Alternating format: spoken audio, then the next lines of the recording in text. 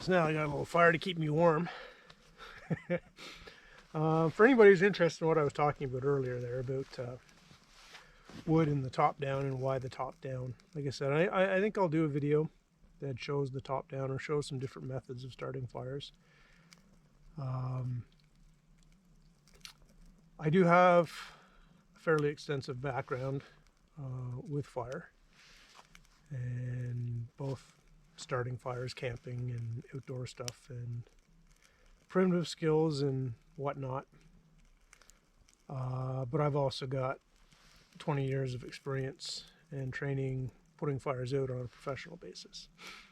So the common misconception regarding fire is that it's the wood that is burning or the material that is burning.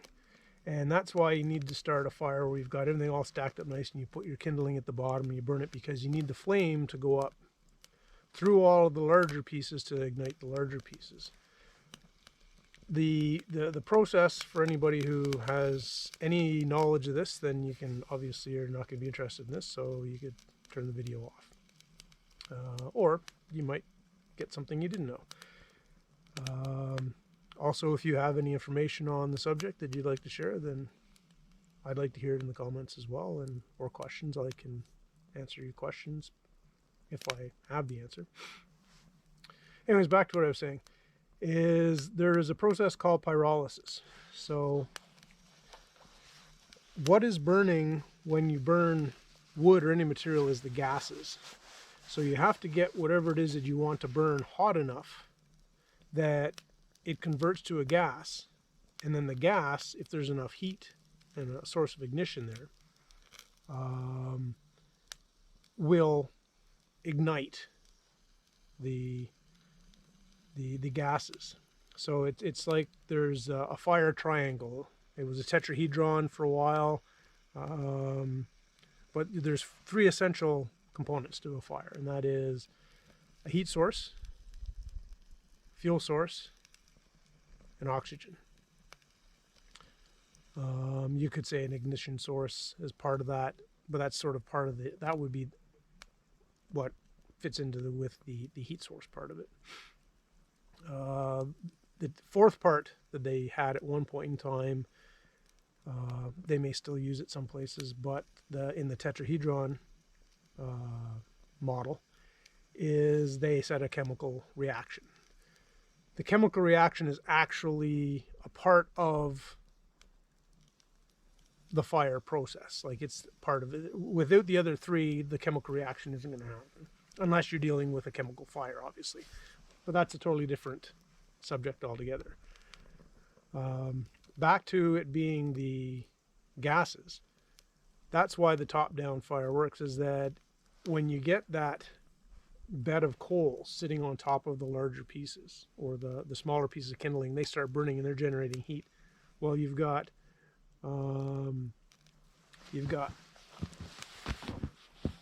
radiant heat, conductive heat.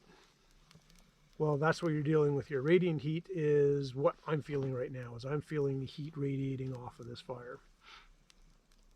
Conduction is if I touch it. The heat is transferring directly. It's not going through airspace. It's not traveling any distance. I touch that fire and I can feel it because now I'm in contact with it. So the conduction is happening there. Radiation and conduction work in all directions. So that bed of kindling that let's say this was my kindling and the pan was my larger pieces, this is all generating heat, and that heat is going down as well as up. It radiates in all directions. And also the conduction, that it's in contact with the pan, it's in contact with the larger pieces below, so that heat will get down into it, and it will be enough heat to cause the larger pieces below, even though they're not going to ignite like you're seeing here where they're just big, instantly in flames. There's the gases are now, or it's being converted to gas. So the gases are what's burning off of that wood. So the heat is causing those larger pieces to pyrolysize in either direct contact or where the radiant heat is strong enough. and those gases start burning. And as that continues, the fire will get larger and larger, and more of the larger pieces down below. So you've got to have enough of a kindling bundle on top for that top down to work. But if you do it properly, it's a better way of building the fire, because if you build it from below, which is the conventional wisdom, I guess. If you take a look at this fire, you see that all the gas, all the smoke, that's all unburnt gases. So when you see smoke out of a fire, those are unburnt gases. When you see coals or a fire that is burning, that it's down to just the coals now, and there's virtually no smoke, you just see radiant, so the sort of the heat signature coming off of it. That's because you're getting complete combustion. Here we have incomplete combustion happening because there's not enough heat being generated for those gases to be fully combustible. And so what's happening is all that smoke is burning off the top because the heat source is down below. So that's where we get into that scenario where you put your kindling at the bottom. Well, all the heat's at the bottom now, traveling up through all the larger logs, and as a result, you get all those gases, all the smoke and stuff that burns off the top of the fire. It's not going to get ignited because there's no heat up here. The heat's all down at the bottom, where in this case, with the fire on top, if the pan was actually wood, those gases are coming up. They've got to travel through the heat source, so they're going to get burnt.